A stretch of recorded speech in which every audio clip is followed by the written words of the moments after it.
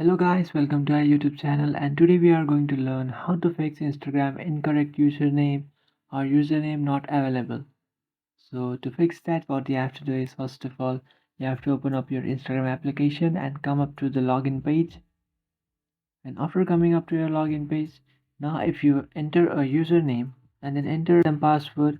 So after entering your username and password, if you tap on login, so after tapping on login, you can see it is showing me an error. So if you are facing this problem that your username is not being recognized by Instagram, what you have to do is, instead of using your username, you can use your email address, or you can also use your mobile number. So after entering your email address or mobile number, just tap on login.